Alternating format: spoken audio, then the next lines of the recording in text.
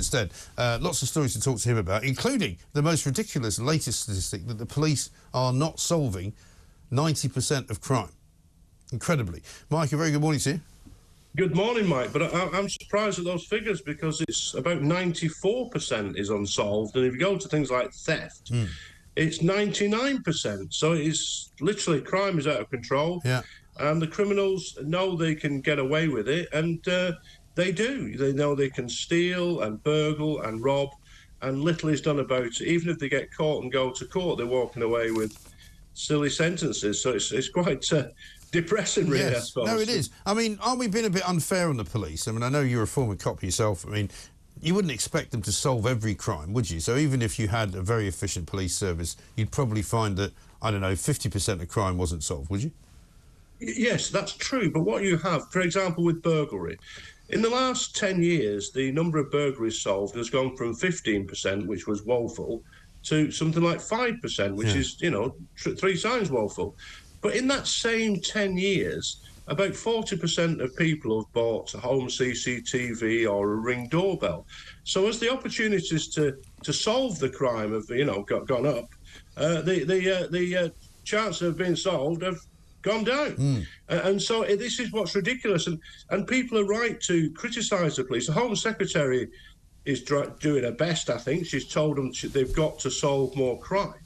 But just on a personal level, I emailed 43 chief constables and said, look, I offer my services. I'm good at catching criminals with images. I'll help you. And of the 43, only 5 replied, because you've had 2 decades of people being promoted, not because they're top cops, not because they're good at catching criminals, but because they celebrate diversity, they're into whatever the latest virtue signalling is. But this is across the public sector, really. It's across the world. But I heard your commentator on the NHS. The managers of the NHS could be interchanged with the chief constables of the police. They're the same sort of people. So the same people are not focusing on, you know, are you being treated properly? Are you being seen at the right time and getting the right treatment? They're more concerned with the nurses having a she name badge and a rainbow. They're the same people who are managing the police, and it's going to take a long time to change this. And they've forgotten what it is that they're actually supposed to be doing, because the numbers game here is pretty astonishing. Last year, there were 2.25 million cases that were dropped because the police failed to find a suspect, and that means more than 6,000 a day were basically not even investigated. That includes more than 30,000 sex offences, 330,000 violent crimes, 1.5 million thefts, 320,000 cases of criminal damage. That's an awful lot of crime. It's dreadful, and it's some of the violent crime, Mike. So I looked at stranger rapes. The vast majority of rapes, 9 out of 10, are people who are known to each other. And they're very, very difficult to prove, because one person says yes, one person says no. And even if you have DNA, it doesn't matter, because somebody's saying, well, we had sex and she consented, she says no. That's very difficult. But with stranger rapes, where somebody's attacked by somebody who's not known to them, you've got all sorts of potential. You know, you've got DNA, CCTV, fingerprints, all sorts of forensic evidence or whatever. But what I found, what shocked me, is that the Met in particular only solved 6% of those crimes. That is just incredible. And these are their own figures from a Freedom of Information Act request. In addition to that, you had, in 1 year, 70% of the Metropolitan Police didn't arrest one person. So it just...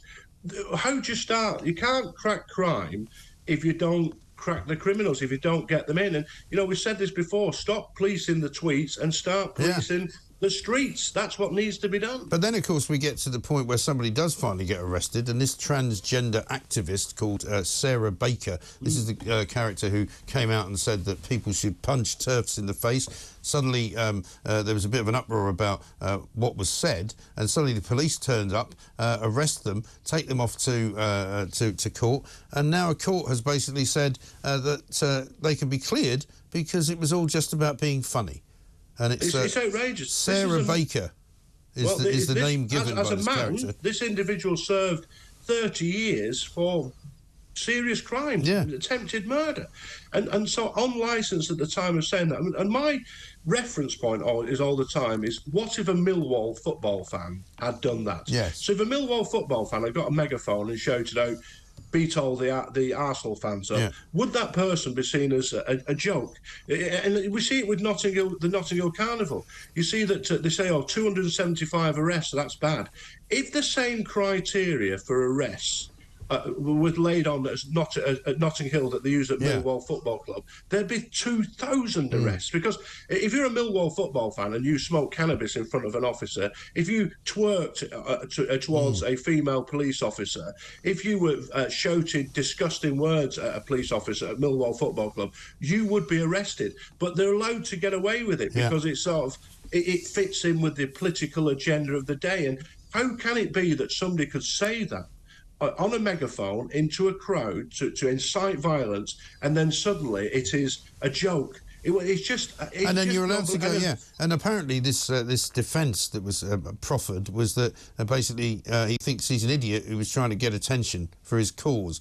The magistrate says, you didn't intend for people to do it, but you said it because you wanted publicity. Well, that's a great defence. If that's a defence, you can get off anything, can't you? Yeah, I imagine the magistrates... the country is under the grip of this blob, this liberal left blob. The We've wokists. got to see this. Whoever we vote for, the same people are making the decision in the courts, in the NHS, across. And somehow we've got to break this cycle, because the country is literally going to the docks because of the people who are running it, and they're running it from under the radar. Really, they never get voted in, but they seize the opportunities, and they run the police, and they run down the police, they run down the NHS, so the community just don't get the service that they should get. No, exactly right. Final one on the Sun's spread today on beggars, professional beggars. I think we all know it goes on, but they've done a great investigation into a gang in Bath who basically rake in about £500 a day for Mr. Big, who operates presumably from some lavish mansion somewhere in the Avon Valley. Homeless people in posh city get loads and loads of money from people under false pretences. I mean, it's been going on since time began, I suppose, but people should be able to be warned that not all beggars are what they seem. It's coordinated. One of the things I always find, I'm an ex-soldier, and you get a lot of these people saying, ex-servicemen, give me money. The first question to ask is, what was your regimental number? And every serviceman every soldier on here will know that theirs began with 2 and has got 8 digits. And so if they can't give me that number, then you just know straight away. And 9 out of 10 people I've seen with, in a combat jacket saying ex-serviceman, they can't give me that number, so they're done straight away. So, but it is organised, and just be careful. If you're giving stuff to these people, you're giving money, you're just fueling organised crime, really. You'd be better giving it to a charity which was doing good work for them. Yeah, exactly right. I always say it to people as well. Mike, good to talk to you. Thank you very much indeed, as ever. Mike Neville there. He's a good one.